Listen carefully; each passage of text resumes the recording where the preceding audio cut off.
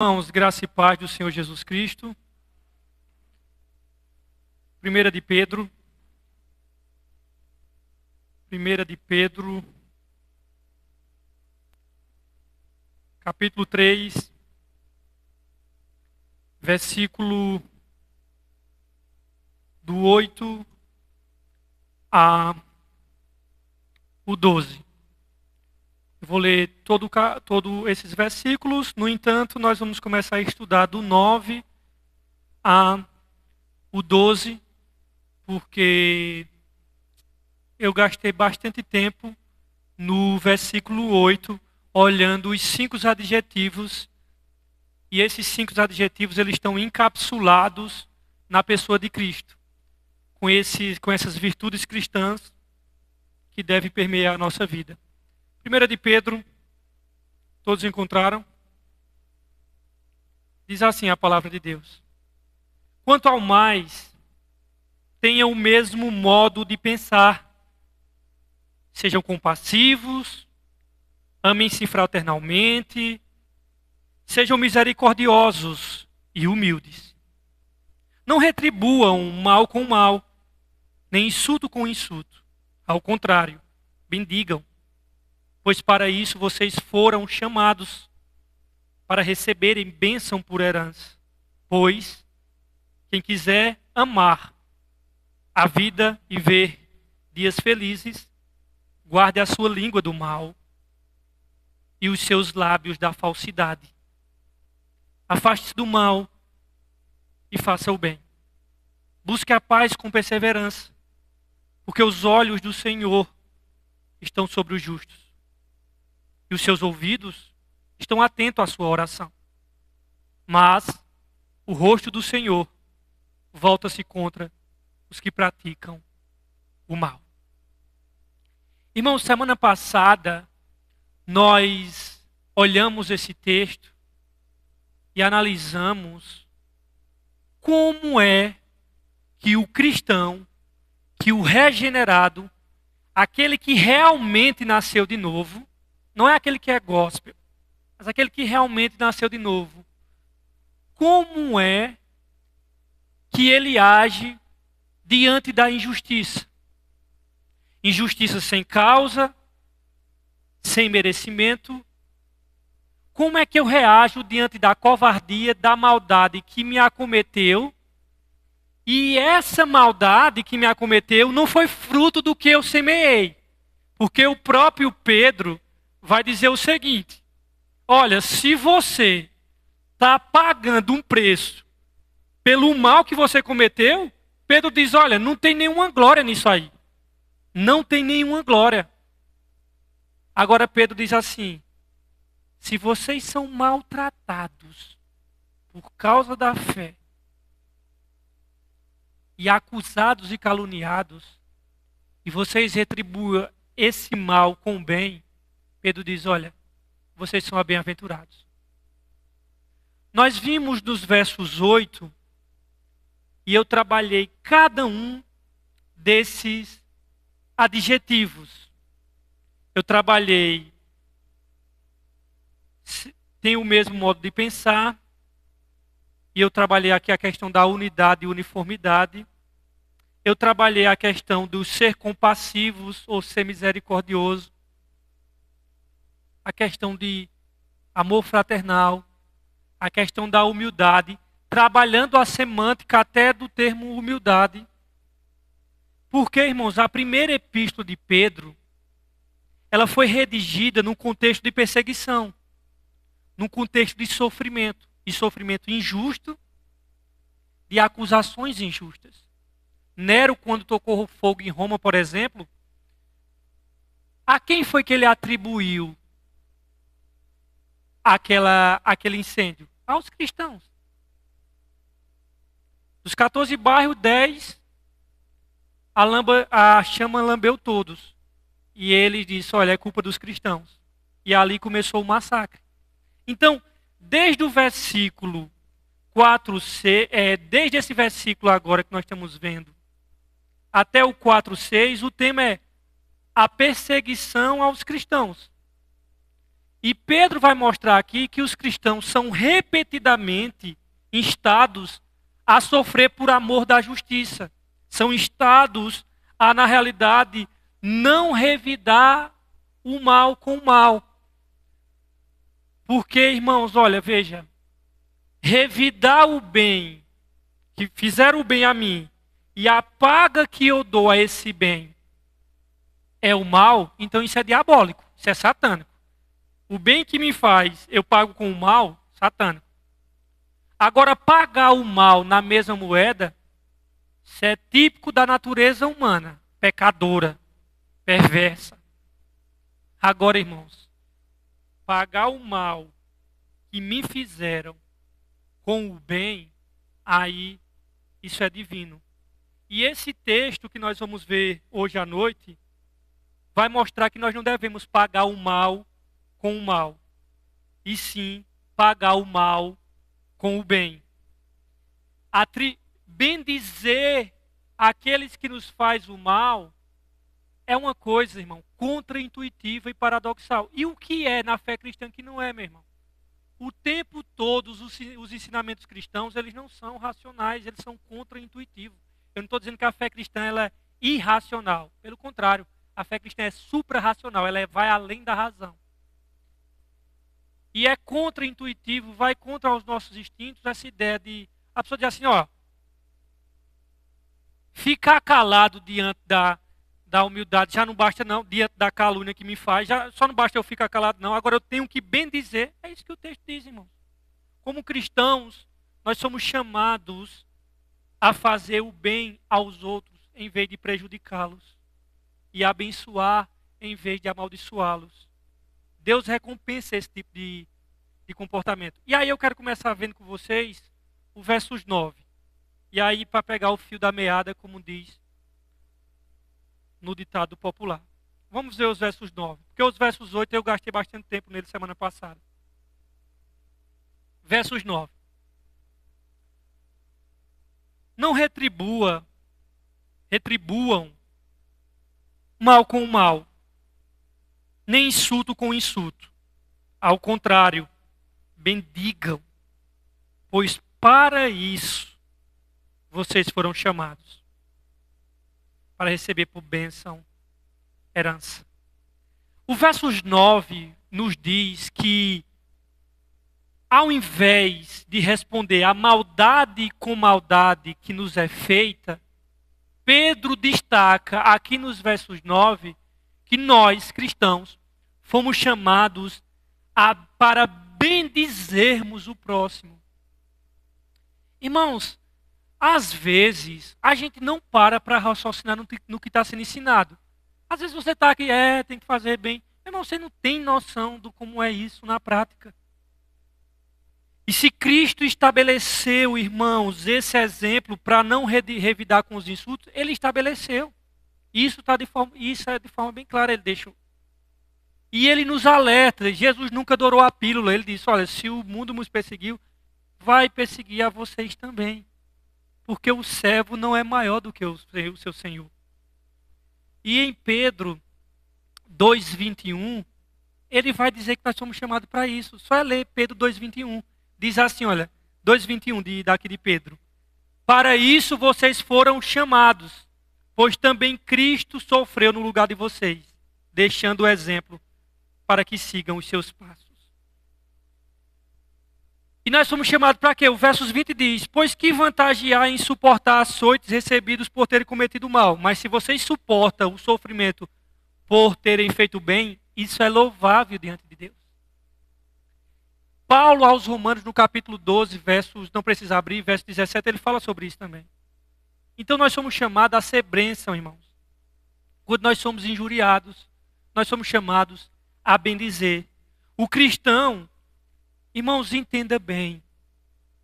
O cristão genuíno, aquele que realmente anda na pegada do Senhor Jesus Cristo, ele foi chamado a evitar insultos e contendas, seja por atos, seja por palavra, irmãos. Jesus disse, irmãos, que a boca fala do que o coração está cheio.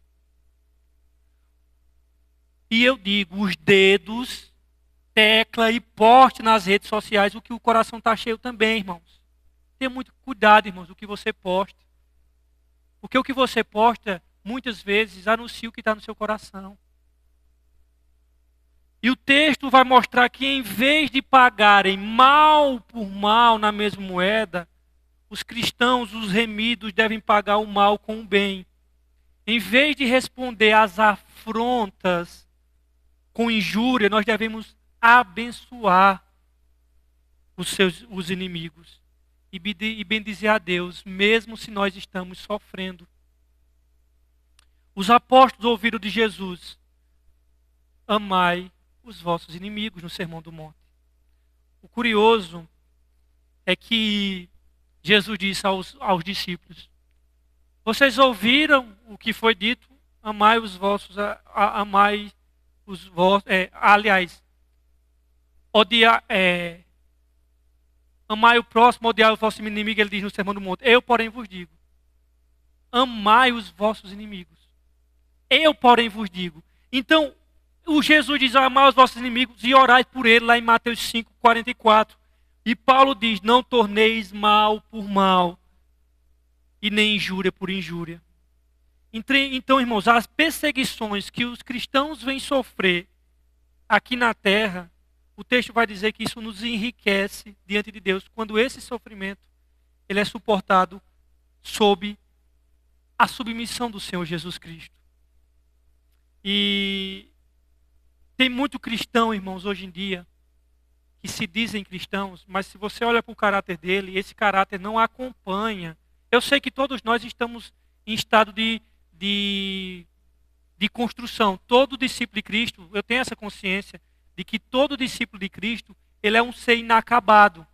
Pedro era um ser inacabado. Você pega o Pedro dos evangelhos e pega o Pedro dessa primeira epístola, você vê um sujeito completamente maduro, mais parecido com Jesus. Se você pega João, que é chamado filho do trovão junto com o Tiago, e você pega o comportamento dele nas narrativas, quando você vê ele já no final da vida, escrevendo 1 de João, 2ª, 3ª e Apocalipse, você já vê que é um sujeito mais maduro. Claro, por quê? Porque todo discípulo, ele está em processo de construção. Isso é verdade. Agora também é verdade, irmãos, que tem muitos que dizem que tem Jesus, e quando você olha para as palavras dele, para os comportamentos dele, você diz, cabra, ou esse camarada ainda ele não cresceu nada em Cristo, e às vezes você chega até a duvidar dessa salvação dele. Porque tem muitos cristãos que agem pela própria cabeça quente. Fizeram isso com a gente, então agora a gente vai revidar. Não, irmãos.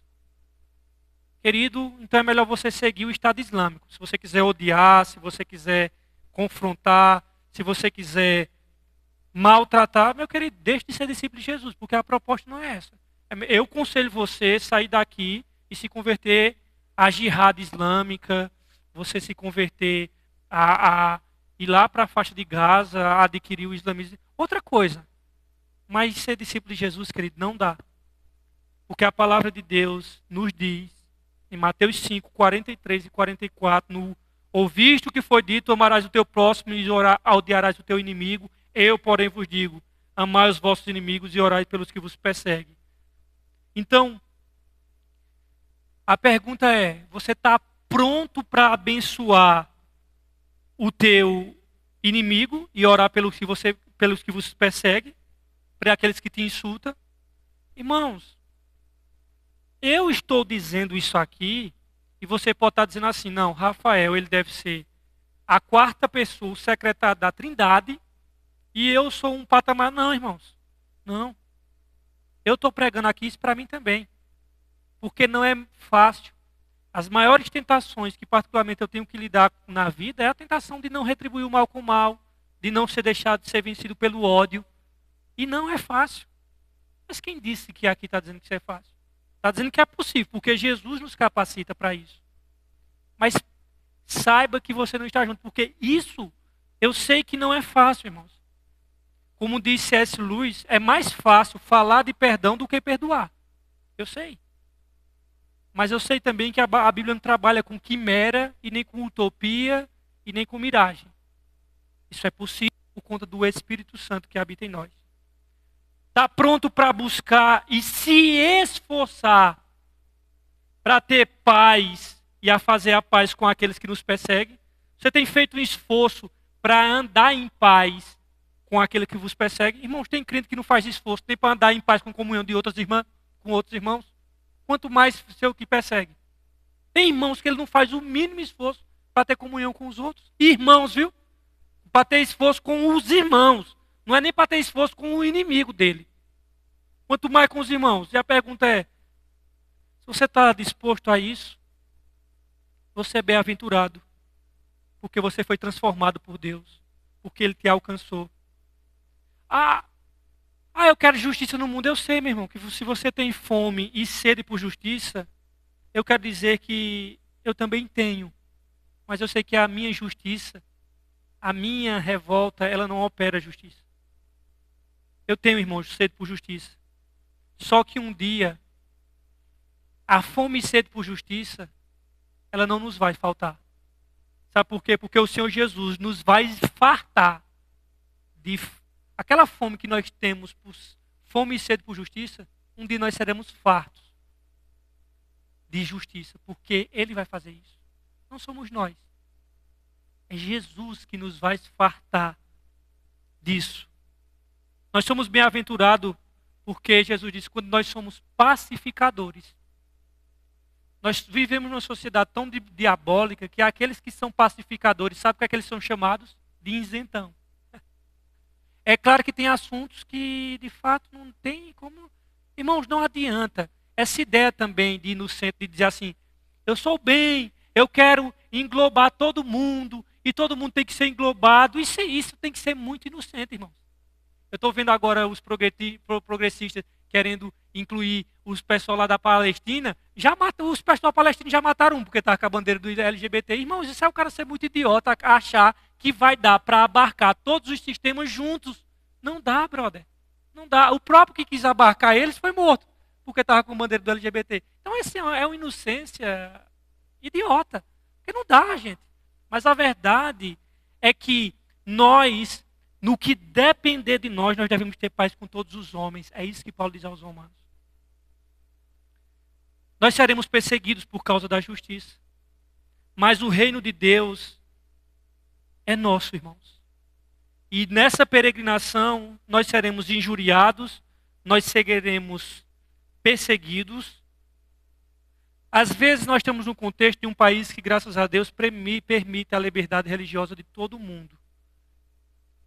Todos os países supremacistas, eles não permitem. Sabe quem são os países que permitem liberdade de expressão? São os países cuja origem é da fé cristã. Todos os países cuja fé é de uma religião supremacista, eles não permitem. Eles abafam todo tipo de crença, exceto a deles. Dá uma olhada aí. Só países cuja fé cristã chega é que defende liberdade de expressão para todo mundo. Veja os países que foram fundados pelos cristãos. Aí vocês vão ver se eu estou viajando. Hoje nós vivemos num país, mas nós não temos noção que irmãos nossos, hoje, estão sendo perseguidos pela fé cristã. Só é você dizer quais são os países que mais perseguem a fé cristã. Tem hoje. A cristofobia sempre existiu desde o primeiro século. Só é ver como os nossos irmãos morreram no primeiro século, segundo, terceiro século e hoje em dia. Mas, irmãos, Jesus disse, regozijai-vos e exultai quando acontecer isso. Quando você for perseguido por causa da fé cristã. Às vezes a gente se esquece disso. Mas não se esqueça, irmãos, que nós estamos viajando numa terra estranha. Essa não é a sua terra, irmãos. Aqui não é o seu lugar. Se você pensa que aqui é o seu lugar, você está redondamente enganado. Aqui a Bíblia usa adjetivos de peregrinos e forasteiros para nós. Aqui não é o nosso lugar, irmãos. Nós estamos aqui peregrinando de volta para o nosso país. Sabe uma coisa? O Senhor diz para nós irmos continuamente. Lembra que eu falei semana passada que a casa de câmbio, ela troca uma moeda e geralmente quando a gente vai trocar a moeda na casa de câmbio, Se for para viajar para outro país, nós temos a sensação que a gente saiu no prejuízo. Poxa, juntei tanto dinheiro e só sobrou na moeda daquele país, só essa merrequinha aqui. Não tem o ditado popular que diz que eu pago na mesma moeda? Meu querido, deixa eu dizer uma coisa a você. Se você é cristão, pode tirar essa filosofia da sua cabeça. Porque a Bíblia não chama a gente pagar na mesma moeda. A Bíblia chama a gente pagar na moeda diferente. Eu recebo o mal e a moeda que eu pago é a moeda do reino de Deus. E a moeda no reino de Deus, ela é uma moeda que se paga com o bem. Então, nós devemos ir continuamente na casa de câmbio. Onde é a casa de câmbio? É a igreja de Cristo. Pois é aqui, irmãos, que nós vamos aprender a trocar a moeda da maldade desse mundo e nós iremos usar a moeda do reino de Deus.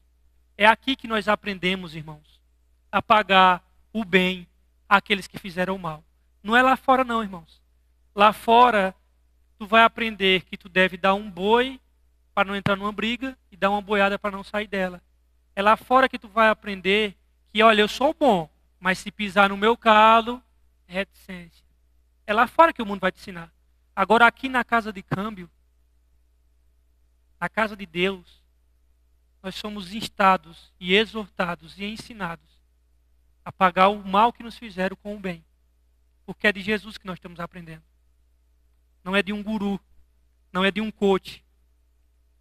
Sábado após sábado, domingo após domingo, o Senhor nos dá o privilégio de nós trocarmos e recalibrarmos o nosso coração e trocarmos a moeda desse país pela moeda do nosso país. Por meio de nós adorarmos ao Senhor juntos, por meio de nós ouvirmos a sua palavra como nós estamos fazendo agora, nós somos lembrados de que Jesus Cristo, aquele que nós viemos aqui adorar, ele pagou o nosso mal que nós fizemos a ele com o quê? Com o bem. Vocês, finais de semana, após finais de semana, ao ouvir o Evangelho, vocês estão vindo aqui para quem alguém que pagou o mal que eu e vocês fizeram a ele com o bem. E esse que pagou o mal que tu e eu fez a ele com o bem, ele nos salvou e diz, ó, vai tu e faz o mesmo. Porque tu não é meu discípulo e eu paguei o mal que tu me fizeste com o bem. Portanto, se tu é meu, tu vai fazer a mesma coisa. Porque para isto Jesus Cristo fez, para seguirmos as suas pisadas. Nós já estudamos aqui o exemplo de Cristo, e a palavra no grego era a caligrafia, onde você faz a caligrafia com a mesma letrinha dali. Risca por cima ali. Ele pagou o mal com o bem. Hebreus 12 diz que Jesus, o autor e consumador da nossa fé, trocou a alegria que lhe estava proposta pela cruz. E ele suportou a ira de Deus no nosso lugar. Ele não fez caso da vergonha que ele ia passar para perder a sua vida. E ele perdeu. Para fazer o quê? Para nos dar a vida. E Jesus pagou todo o mal que nós fizemos contra ele. E todo o mal que nós fizemos contra ele, ele levou sobre si no madeiro. E ele nos amou, irmãos, quando nós éramos seus inimigos. Jesus não te amou, brother, quando tu era amiguinho dele. Ele te amou quando tu era o inimigo dele. Nem queria ele. Estava nas trevas. Estava cego. Insultando a ele todos os dias com os pecados. E para que nós fôssemos reconciliados com Deus, Jesus saiu perdendo. E talvez você diz, aí é fogo, né? Aí faz o mal, aí eu vou bem dizer, e eu vou ser besta, eu vou sair perdendo. É, irmãos. Foi para isso que o Evangelho nos chamou. Foi isso mesmo. É trocar nessa casa de câmbio e pegar a moeda e dizer, poxa, eu estou com a sensação de que eu saí no prejuízo. A eternidade é que vai recompensar. Não é aqui, irmãos. É na eternidade. E a Bíblia vai dizer que Jesus saiu perdendo, meus queridos. Ele saiu perdendo, sabe para quê? Para que nós saíssemos ganhando. E é por isso que eu e você, como cristãos, não devemos, irmãos, ter cuidado da maneira como a gente trata aquela pessoa que pensa diferente da gente. Nunca julgue ninguém, irmãos, pelo caráter dele, se ele não concorda com você em questões que são secundárias à fé cristã. E nunca julgue o caráter de ninguém pelo posicionamento político dele. Se você fizer isso, você está sendo covarde e você está sendo antibíblico. Então, o que eu vou dizer a vocês, irmãos, é que a Bíblia nos chama para que eu e você, como cristãos, nós temos o dever de, pelo nosso falar e pelo nosso andar, anunciar a todos eles que há um bem de verdade. Existe um bem de verdade. Nós temos o dever de anunciar e agir de que há uma moeda mais valiosa do que tudo. E essa moeda se chama Jesus Cristo de Nazaré. O mundo precisa disso, irmãos. O mundo precisa saber de que é Cristo e de que por meio de nós ajudamos a anunciar ao mundo perdido a reconciliação em Cristo. Nós ajudamos nessa proclamação do Evangelho e nós proclamamos ao mundo de que Cristo Jesus é a moeda valiosa e de que nós, junto com Cristo, seguindo o seu exemplo, nós não vamos pagar o mal com o mal, mas nós vamos pagar o mal com o bem. Recebemos o mal e nós pagamos com o bem. Trocar o mal pelo bem. E de onde é que nós tiramos essa ideia? Do nosso Salvador. Do nosso Salvador, que recebeu de nós o mal, e a moeda que nos pagou foi o bem. Cara, se tu diz que Jesus Cristo morreu pelo teu pecado, o que é que tu está dizendo? Senão Jesus Cristo pagou o teu mal. O mal que tu fizesse foi a Ele, meu irmão. Foi a Ele que tu fizesse. Por isso, meu irmão, minha irmã, chegou a nossa vez de todos os dias orarmos e dizer: Senhor, pela tua graça e misericórdia, me ensina a trocar a moeda do mal que o mundo me dá pela moeda do bem. E na hora de trocar, de for pagar o mal com o bem, de eu ter a alegria no coração de que eu estou numa oportunidade de fazer exatamente o que Cristo fez. Jesus na cruz, irmãos, os 2 pregos nas mãos, tendo que encarar um bocado de algozes embaixo daquela cruz, dizendo assim: Tu és o Cristo, salva-te a ti mesmo, desce da cruz. E para esses mesmos algozes que colocaram uma coroa de espinho e que batia na cabeça dele com cano, com madeiras e dizia assim: profetiza quem te bateu. Ou seja, além de massacrar, era de uma ironia, de um escárnio, de uma zombaria grande. Ele dizia assim: pai na cabeça, diz quem foi que bateu, profetiza, adivinha quem foi que deu essa paulada na tua cabeça. E no alto da cruz ele diz assim: Pai, perdoa-lhes, porque eles não sabem o que eles fazem. Isso é o Evangelho, irmãos. Isso é Evangelho na prática. Do contrário, é só religião com o nome de Jesus. Só religião, brother. Só vim aqui cumprir um ritualzinho, mas Jesus está fora. Porque mesmo que você tenha aquela sensação de que está perdendo, está sendo injustiçado, lembre-se que ao pagar o mal com o bem, você ganhou tudo. Você diz: meu Deus, isso é tão difícil. E vocês acham que eu não acho isso difícil, não, irmãos? Tem hora que eu digo assim: Senhor, salva-me de mim mesmo, Senhor. As maiores tentações. É porque os crentes, irmãos, eles têm uma cabeça, não generalizar, porque toda generalização ela é burra e perversa.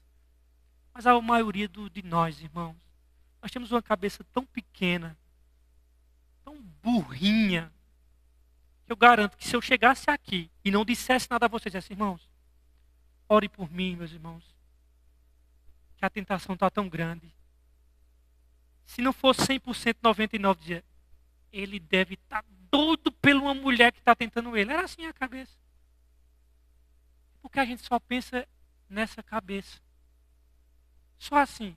Ninguém trabalha na categoria. Meu irmão, o irmão deve estar querendo pagar na mesma moeda. O irmão deve estar com ódio no coração. Ninguém pensa nessa categoria. Sendo que o ódio é uma das coisas mais sedutoras que existe. Irmãos, eu vejo com o ódio e se vingar é sedutor no meu coração. E uma das minhas orações diárias Senhor, não deixe eu ser vencido pelo mal. Não deixe eu ser cego pelo ódio, Senhor.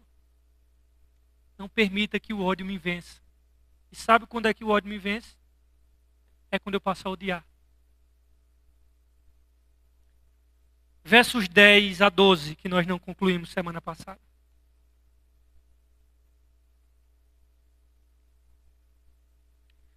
Pois quem quiser amar a vida e ver dias felizes, guarde a sua língua do mal e os seus lábios da falsidade.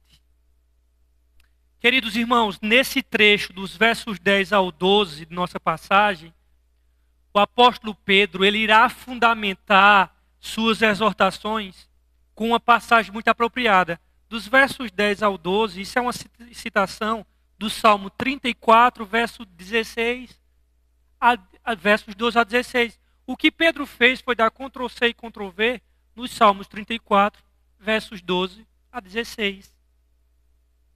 E ele cita esses salmos para confirmar que a bênção de Deus, ela repousa, irmãos, sobre aqueles que se apartam de palavras e atos perversos e praticam a justiça. Quem estava na outra missão no ano passado, nós vimos o quanto Tiago, reiteradas vezes, em lugares diferentes da sua carta, o pastor de Jerusalém diz, irmãos, tenha cuidado com a língua. Ele diz no capítulo 1, depois ele diz no capítulo 3, depois ele fala no capítulo 4.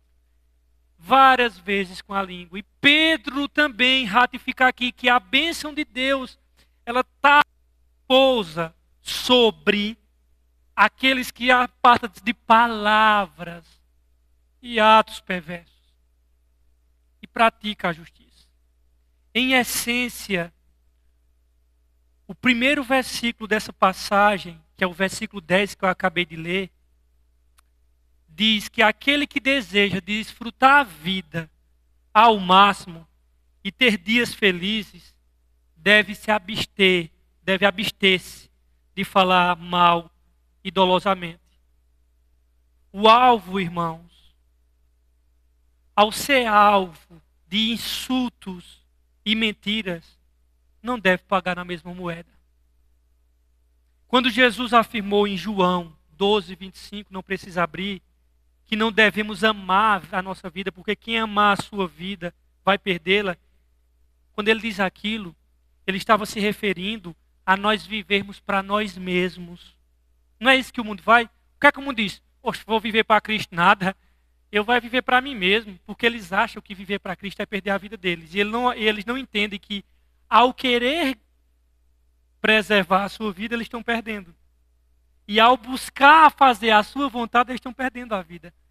E não sabendo que, na verdade, quem vive para si mesmo, ele acaba desconsiderando o verdadeiro propósito da vida. Aqui a expressão que diz assim, quem quiser amar a sua vida e ver dias felizes, significa viver como um Deus planejou. E Pedro, desses versos 10 até o 12, ele oferece 4 conselhos que nós vamos estudar aqui para a verdadeira felicidade. Os 2 primeiros conselhos é de forma negativa, ou seja, não faça isso. É aquilo que nós precisamos evitar. O terceiro conselho que ele dá é uma ordenação negativa e uma positiva. E o quarto e último conselho é positivo, ou seja, aquilo que precisamos fazer. O primeiro conselho que ele dá para quem quiser amar a sua vida e ver dias felizes Qual é o primeiro conselho que ele dá? Exatamente. Refreia a sua língua. É o primeiro conselho, irmão. E entenda que esse conselho aqui, ele é negativo, ou seja, é aquilo que nós precisamos evitar. Refreie a sua língua do mal. A minha diz. O que é refrear a língua do mal? Uma língua carregada de maldade, irmãos, é um azorrague, é um chicote que traz sofrimento. Só é você descobrir. Diz, olha, tu sabe o que é que fulano falou? Fulano disse isso, isso, dito. O cara nem dorme de tanta raiva, ou não? Ó, e quando diz que é coisas de verdades, que não é ao seu respeito? Chega você a tomar aquele impacto. Eu não acredito que esse camarada disse isso, não. Irmãos, uma língua maldosa, ela fere como uma espada, destrói como fogo e mata como veneno. Além de não falar mal, também não devemos praticar o mal. E diga bem, viu, irmãos? Uma coisa é você falar o mal, outra coisa é você aconselhar. É diferente. É diferente as duas coisas. A retaliação, pagar o mal com o mal, é um recurso humano, irmãos, e mundano.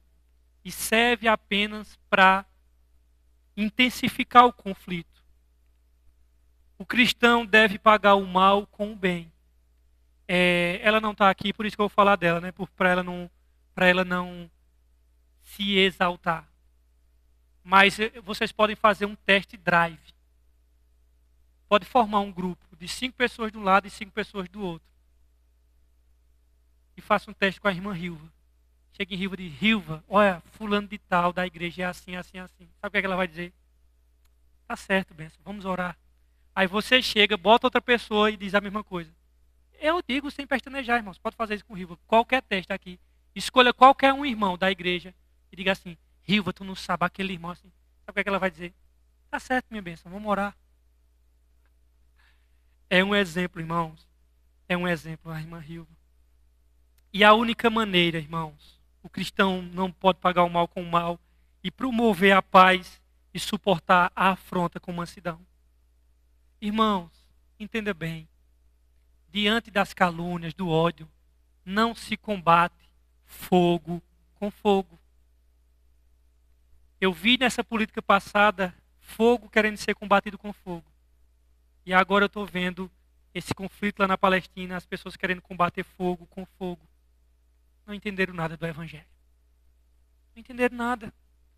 A única maneira de vencer o mal é deixar, irmãos, que ele siga o seu curso.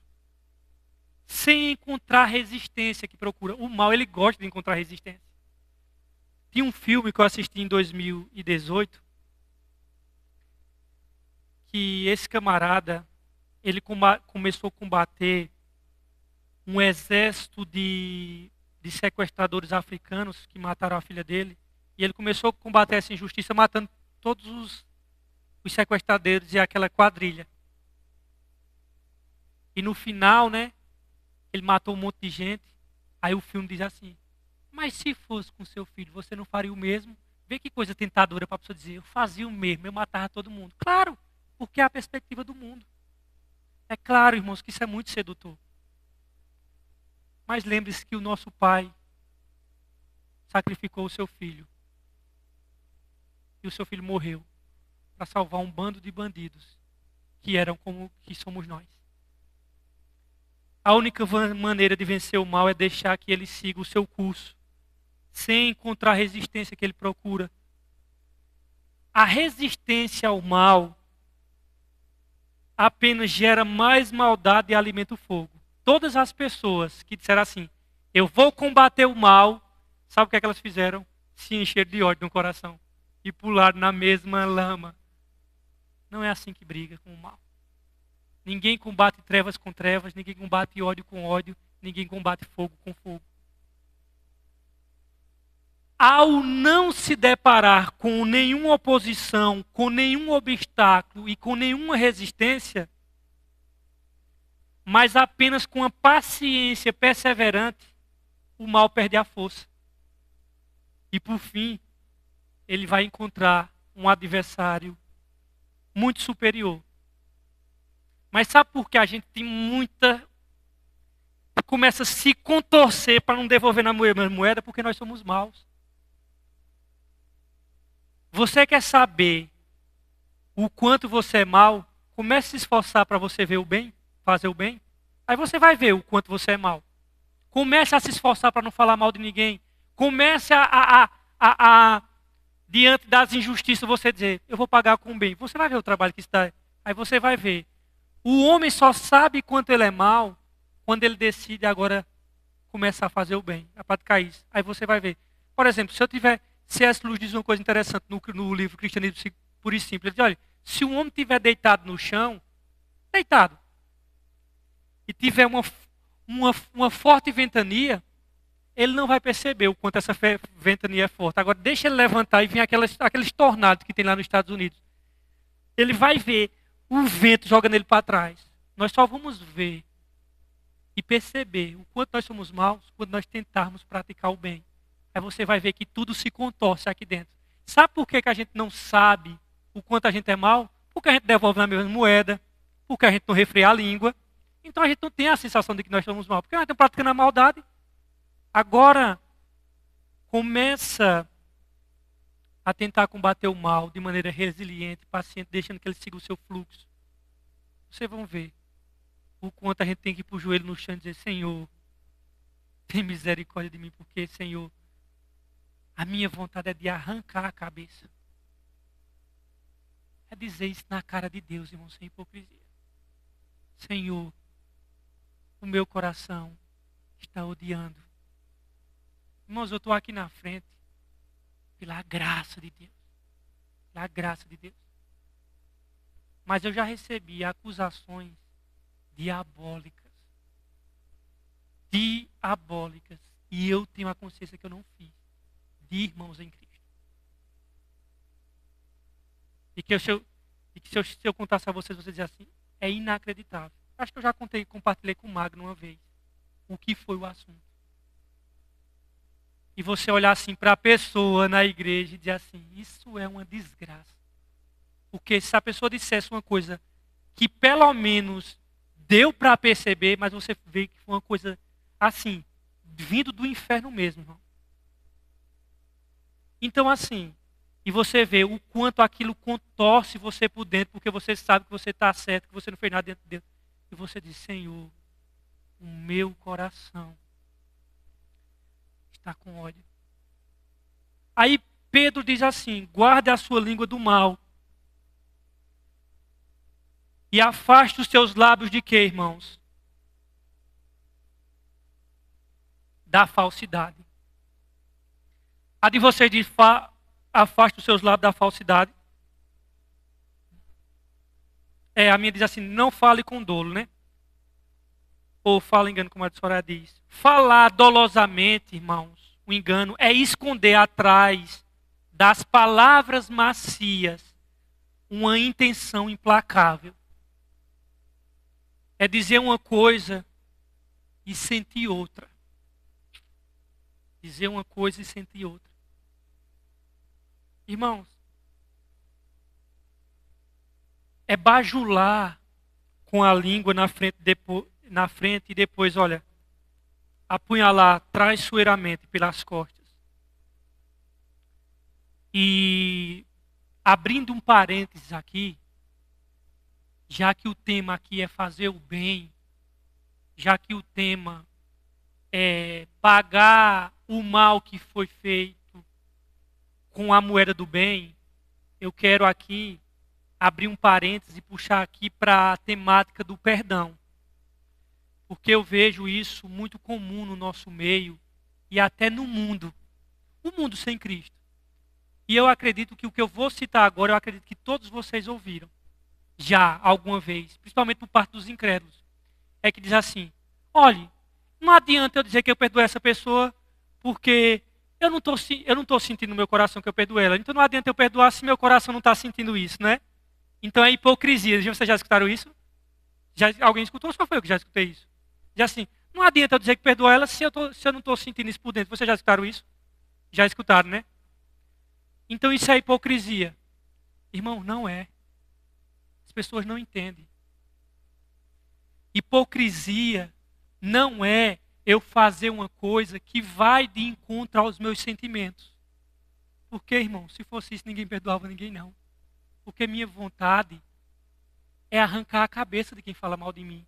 E a minha vontade, na verdade, é retribuir, não é na mesma moeda, não. É o cara fazer uma maldade aqui e eu fazer 3 vezes maior. Essa é a minha vontade. Mas hipocrisia, irmão, não é eu ir de encontro aos meus sentimentos. Isso não é hipocrisia. Jesus não está chamando a gente para ser hipócrita. Porque hipocrisia é eu ir de encontro ao que eu acredito. Entendeu? Então, por isso que você sim pode perdoar, mesmo sem estar sentindo. Porque os nossos sentimentos são voláteis, irmãos. O justo vive pela fé, não vive pelo que sente. E diga-se passagem, fé não é sentimento. Você entende que fé é sentimento, você não entendeu nada até agora. Então, esse é o ponto. Mesmo que você não sinta, meu amigo, você deve liberar perdão. Vocês acham que lá na cruz Jesus estava sentindo uma cosquinha bem boa? Ai, que cosquinha gostosa aqui desses pregos na minha mão. Vou perdoar essa galera. Vocês acham que lá no Getsemane, quando ele orava com forte clamor e lágrimas, ele estava sentindo uma coisa gostosa? Pai, se possível, afasta de mim esse cálice. Então entenda bem, mesmo que seu coração... Você diz, mas não adianta, assim, meu coração está assim. Não, vá liberando perdão, meu irmão. E o Senhor vai trabalhando no seu coração. E quando Pedro diz aqui... Então deu para entender aqui essa questão da hipocrisia, que não é de encontrar o que eu sinto, mas sim de encontrar o que eu acredito. Fechei os parênteses aqui.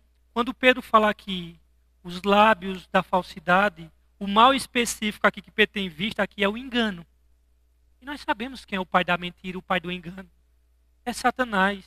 Jesus diz, ele é o pai da mentira. Ele nunca se firmou na verdade, porque ele é o mestre do engano. Não há verdade nele, Jesus diz. Por isso que toda vez que, se você encontrar um endemoniado e o endemoniado chegar para você e dizer assim, eu vou lhe matar, o cara diz, cala a boca que tu é mentiroso.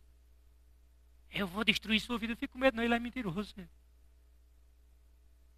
Pode pegar o endemoniado e ele diz assim, eu vou destruir sua vida, o cara diz, cala a boca, nojento, tu é mentiroso. Ele nunca fala a verdade. O cristão vive na luz e anda na verdade. E Pedro está dizendo que sua língua, longe de ser um instrumento de maldade e de engano, deve ser um instrumento, na verdade, que traz glória ao nome de Cristo e edificação para os irmãos. Versos 11.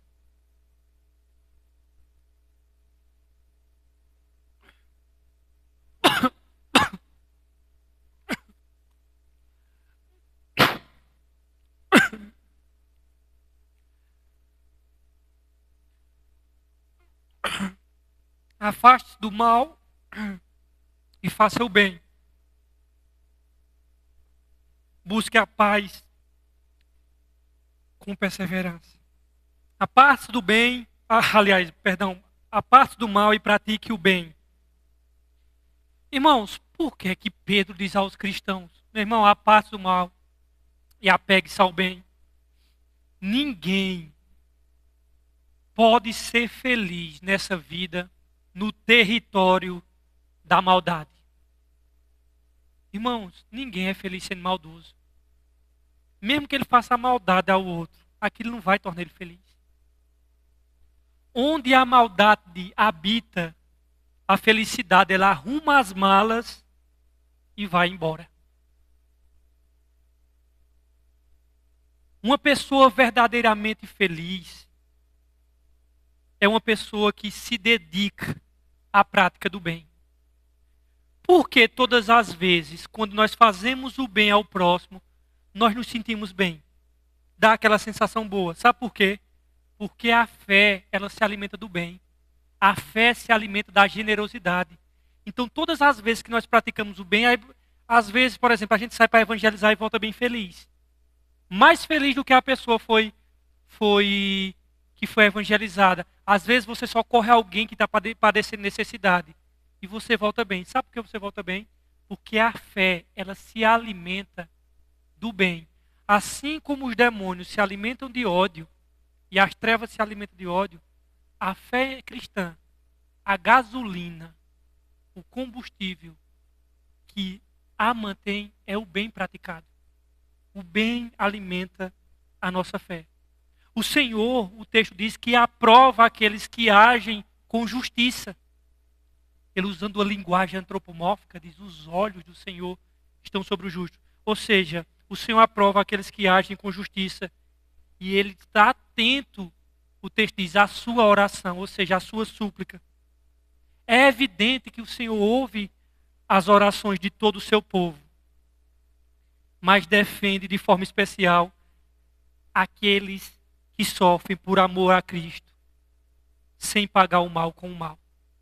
Dentre esse povo de Deus, de forma especial, Deus ouve aqueles que sofrem por amor a Cristo, sem pagar o mal com o mal. Aí, o verso 12 vai dizer que os olhos do Senhor, né? Diz assim, olha, porque os olhos do Senhor estão sobre quem? E os seus ouvidos estão atentos ao quê, irmãos? Deixa eu só explicar uma coisa aqui a vocês. Deus é espírito e o importa que os verdadeiros adoradores adorem em espírito e verdade. Quando a Bíblia usa essa linguagem, o rosto do Senhor, os olhos do Senhor, os ouvidos do Senhor, isso é antropomorfismo. Isso é um recurso que se chama linguagem antropomórfica. Antropos, que vem de onde vem a palavra antropologia, né? O grego. Antropos, homem. Morfeia, forma. Então, a Bíblia se utiliza de linguagem antropomórfica, de uso de antropomorfismo, para dar forma humana a Deus, para que eu possa entender. Então, qual é a parte do meu corpo que enxerga? Não é o pé, são os olhos. Qual é a parte do corpo que lembra força? Não é a orelha, é os braços, né? Então, para que nós possamos entender, o que é que Deus faz? Deus, ele se rebaixa porque existe um abismo entre o infinito e o finito, entre o Criador e a criatura, entre o eterno e o temporal, entre o imortal e o mortal. Então, vocês quando conversam com seus filhos em casa, com vocês que são pais aqui, vocês chegam assim nos bebezinhos de 1 ano, 2, 3, 4, 5, e dizem assim, e começa a bater um papo dele de cabeça a cabeça. Não, vocês agacham assim e começam a falar com ele na linguagem dele. Eu falei, Bernardo ali, né? Não começa a falar na linguagem dele? Deus, ele vai se agachando e balbuciando para que nós possamos entender. Então ele pega na nossa compreensão e usa os olhos do Senhor, as mãos do Senhor, para que nós possamos entender. E esse fenômeno é chamado tanto de linguagem antropomórfica, que descreve a forma humana a Deus, quanto também tem a linguagem antropopática, que é atribuir sentimento humano a Deus. Então, o rosto do Senhor está contra aqueles que praticam males. Essas palavras aqui dos versos 12 se referem em primeiro lugar àqueles que perseguem o povo de Deus. E agora aí pode incluir também, irmãos, cristãos que revidam ataques dos seus inimigos com violência física e com violência descomedida. Irmão, deixa eu dizer uma coisa a você. Você que é remido, você que é cristão, entenda uma coisa bem, entenda bem. O mal, ele não vai deixar de ser mal e Deus não vai deixar de se opor a ele, porque esse mal, ele é originado de cristãos. Meu querido, Deus não vai fazer isso, ele vai se opor. Pode vir de cristãos, pode vir de remidos. Deus vai continuar agindo com oposição ao mal, e o mal não vai deixar de ser mal, porque foi praticado por remidos. Quando o Senhor Jesus, e aí é claro, né, que nós sabemos que o Senhor vai usar as suas formas para punir os seus filhos fisicamente, seja lá da maneira dele, ele é Deus, ele faz como ele quiser, não sou eu para ditar as regras para ele. E para um mundo ímpio, irmãos, a gente às vezes, Tessalonicenses é muito sério. Ele diz, lá em Tessalonicenses, falando da vinda do Senhor Jesus Cristo, ali a vinda de glória mesmo, que ele vai rasgar os céus. Ele disse que o Senhor vai tomar a vingança dos seus adversários, irmãos. Então tem aquela ideia, o Deus do Antigo Testamento era bravo. Vai olhar lá. Tomando vingança dos seus adversários. O texto diz assim, banidos da face do Senhor e do seu poder. Isso é muito sério, e está falando de Jesus. Quando o Senhor Jesus voltar como o Rei dos Reis e Senhor dos Senhores, Ele castigará, irmão. Não vai ser Satanás, não. É Jesus que vai castigar os malfeitores. E eles extirpará ele para todo sempre. Jesus, manso e humilde de coração, é a mesma pessoa que vai castigar. O mesmo que salva é o mesmo que condena. O mesmo que é advogado é o mesmo que é juiz. O mesmo que diz em Mateus 11:28, vinde a mim todos vós que estáis cansados e sobrecarregados, que eu vos aliviarei, é o mesmo que em Mateus 25 diz, apartai-vos de mim, malditos, para o fogo eterno, preparado para o diabo e os seus anjos. E aí, ele manda a gente buscar o que, irmãos? No final do versículo, deixa eu voltar um pouquinho, o versículo, busque, a minha diz no versículo 11, busque a paz com perseverança. A de vocês diz? Oi?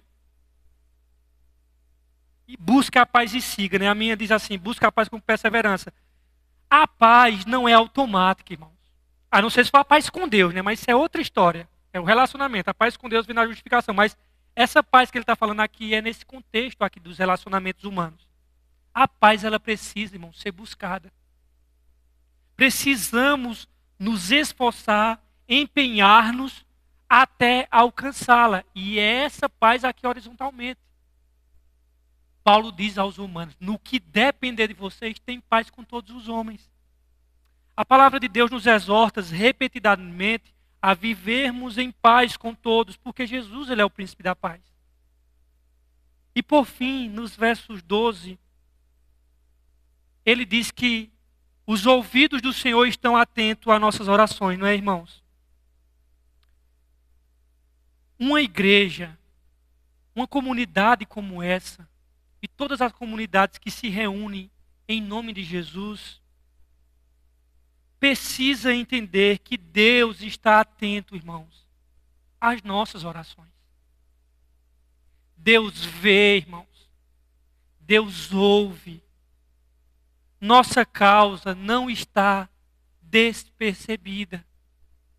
Irmãos, às vezes a gente fica olhando lá para a Palestina, ore que sua oração, ela não conhece fronteiras. Nós oramos a um ser que não está preso dentro do tempo e do espaço, não precisa pegar um avião. Se você entende que sua oraçãozinha a Deus, ela consegue mudar circunstâncias e trajetória de outro continente, se você crê nisso, você ora.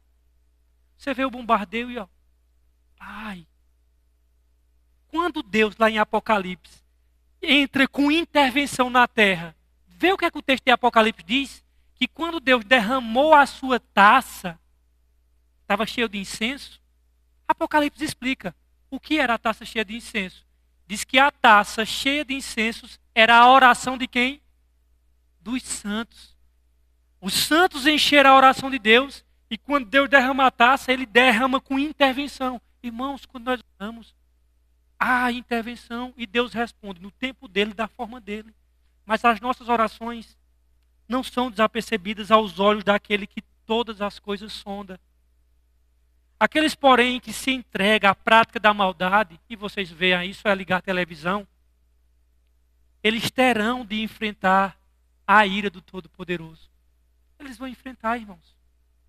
A eternidade vai ser um acerto de conta.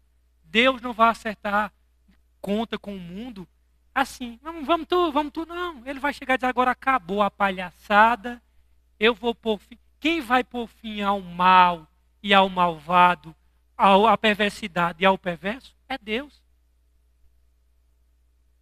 Vão ter de enfrentar a ira do Todo-Poderoso. Deus vê as obras de um povo justo e vê também as obras daqueles que praticam o mal. Nada escapa das suas vistas. E que ninguém pense nessa noite que Deus não se importa. Ele se importa, meu querido. Por isso que existe uma coisa chamada inferno, que muitos hoje estão relutando em acreditar. Porque vê uma senhorinha lá, aí diz, rapaz, minha avó, fulano de tal. Será que o cara só enxerga que o inferno pode ser muito mal. Primeiro que ele tem uma visão antropocêntrica, que ele está no centro. Ele tem uma visão diminuta de Deus, uma visão baixa de Deus. E a segunda coisa é que ele está olhando a perspectiva do mundo de acordo baseado nos seus sentimentos, e não de acordo da sua razão. É igual os ateus. Pode ver que a maioria dos ateus é um trauma emocional. É sempre um cara traumático emocional. Era um cara que, quando era criança, viu o pai bêbado chegando, batia na mãe e ele orava, e o pai toma um cacete e Deus não fazia nada. Virar ateu, Deus não existe. É aquele cara que vê uma foto de uma criança passando fome lá na África. Cadê Deus aí? Cadê Deus aí? Ou seja, ele está enxergando as coisas sobre a perspectiva das emoções. Todo cara que é ateu é que ele estudou um pouquinho. Porque se ele estudasse um pouco mais, ele já não era mais ateu. É que ele entrou na faculdade, estudou um pouquinho, aí disse, ateu. Vasculha mais, brother, para tu ver. Tu vai se tornar ateu. Então, é mais pela questão emocional do que a própria razão. E, irmãos, ninguém pense que Deus não se importa. Ele está no controle. E eu sempre digo, para que você não possa ficar chocado com as coisas que acontecem no mundo. Ai, uma criança morreu no ataque do Afeganistão. Ai, teve uma irmã, né, que eu estava dando estudo, e vocês lembram daquela enchente que deu lá em Petrópolis, né? Eu fui lá em Petrópolis, acho que a Soraya já foi lá também, acho que desde. Lá no Rio de Janeiro, que estava arrastando tudo, as ladeiras lá de Petrópolis. Eu acho que foi ano passado, não foi? Faz 2 anos, que acabou lá em Petrópolis. Aí teve uma irmã que disse assim, e a gente estava fazendo um estudo, né? Ela disse assim, Rafael, mas Deus não sei o quê. Eu disse, tu sabe que onde era que Deus estava quando os caras estavam pegando uma lança, empurrando na costela do filho dele e cuspindo na cara do filho dele? Estava no trono do universo, reinando soberanamente. Assim como ele está quando essa criança morreu. E assim como ele estará reinando quando uma bala perdida bater na minha testa e eu cair duro, ou a minha boca entronchar aqui, eu tenho um AVC, no dia que eu morrer, ele vai continuar no controle do universo, como ele estava no controle de tudo quando Jesus estava morrendo. Porque tudo que aconteceu com Jesus fazia parte do plano de Deus. Meu amigo, Deus controla tudo. Se você não crê nisso, você tem uma visão deturpada, fraca e infantil da soberania de Deus. Nunca deixará de ser escândalo. Deus resolveu salvar a gente através de um assassinato planejado que ele mesmo executou. Isso vai ser escândalo o tempo todo. Deus decidiu matar o filho dele. Então, toda vez que você olhar para o mundo e dizer, será que Deus está no controle? Olha para a cruz, os discípulos decepcionados, meu Deus, mataram o Salvador. E Deus, é assim que eu quero. É assim, faz parte do meu plano. E a gente fica nessa infantilidade de querer, mas será que Deus está no controle? O tempo todo esteve. Nunca perdeu, meu irmão. Nunca perdeu. A cruz fazia parte do seu plano. Pedro diz assim, olha, vocês, judeus, se juntaram com Herodes, com Pilatos, com os gentios, para crucificar Jesus. Aí sabe o que Pedro diz? Aí a gente pode dizer, olha, está vendo? Judeus, gentios, herodianos, todo mundo se juntaram para matar Jesus. Aí Pedro diz no versículo seguinte, para fazer como Deus já tinha predeterminado. Sabe Isaías 53, o texto que Pilotos gosta? Diz que não foi a Pilatos moê-lo. Agradou não foi o Império Romano moer. Quando ele olha para as lentes de quem dá a revelação dele, ele diz assim, agradou a Deus moê-lo. Nunca pense que Deus não se importa. Aqueles que se deleitam em fazer o mal, não tem em Deus um amigo, mas sim um inimigo. Irmãos, o ser humano ele é inimigo de Deus. E se ele continuar assim, ele não só vai ser inimigo de Deus, Deus é inimigo dele. O rosto do Senhor está contra aqueles que praticam os males. Irmãos, a face do mal, diante do mal. Porque quando nós saímos daqui, o mal só é ligar a televisão. Só é rodar o feed no Instagram, no WhatsApp, no Facebook, em qualquer rede social. O que é que nós devemos fazer? Buscar o bem com perseverança. Nós devemos, irmãos, Pedro está prometendo que Deus vai dispensar o favor dele sobre a vida e vai proporcionar dias felizes à medida que nós vivemos um estilo de vida contracultural. Porque a vida cristã, ela é contracultural, irmãos. Nada é mais contracultural do que fazer o bem a quem nos faz o mal. Sabe o que é que o mundo diz? A quem faz o bem que devolve o mal. E tu é abestalhado, é? Isso é coisa de gente besta. Porque se você não fazia assim, não. O mundo chama isso de besta. Jesus foi besta na perspectiva do mundo. Né? E, queridos, vamos para algumas aplicações nessa noite. O que é que esse texto nos ensina? Para nós finalizarmos aqui. Lembra do versos 8? 5 adjetivos. Bondade, mansidão, amor fraternal, misericórdia. Lembre-se agora, eu estou falando do versículo 8 agora. Se esses 5 filtros que nós estudamos semana passada, unidade, compaixão, amor fraternal, misericórdia, humildade, eu peço que nessa noite, irmão, você passe e vá para casa e analise a sua vida em cada um desses. Passe por esses 5 filtros e se questione, depois de passar por esses 5 filtros,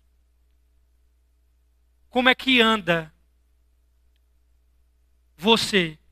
Como baseado em humildade, baseado em amor fraternal, baseado em unidade, compaixão. Pense, como é que eu tenho construído as minhas relações dentro da minha casa, baseado nesses 5 filtros? Como é que eu tenho construído minhas relações no âmbito da família da fé? Será que eu sou humilde na igreja? Será que eu tenho compaixão pelos irmãos? Será que eu tenho amor ao próximo? Gente, eu trouxe uma menina, gente. Semana passada para aqui, visitante. E eu fui para lá para atender vocês. A única que falou com ela foi Soraya. Eu fiquei só olhando. Eu digo, meu Deus, isso é uma vergonha, velho. É uma vergonha, gente. Pelo amor de Deus. Então, assim, no âmbito da família da fé, isso vai promover. Aí você pergunta, mas se eu agir dessa maneira, se eu falar isso, será que isso vai promover unidade entre os irmãos? Ou a minha boca é uma metralhadora que só faz dividir? O que eu vou fazer? Isso tem a ver com compaixão? É uma atitude compassiva? Eu estou amando fraternalmente? Todas essas perguntas você tem que fazer à luz dos versos 8. Fazendo isso, falando isso, eu estou exercendo misericórdia? Eu estou sendo misericordioso? Meu conselho funciona? Eu consigo ter misericórdia com as pessoas?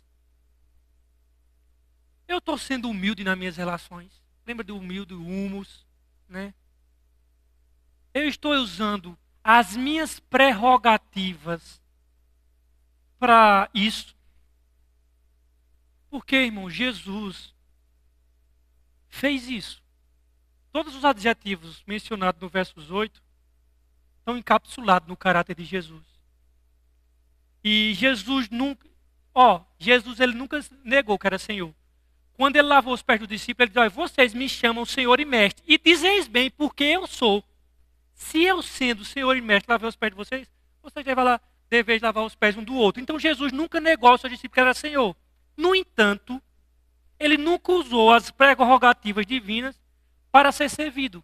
Pelo contrário, ele fez isso para servir os seus discípulos. E é difícil, irmãos, servir. É muito difícil.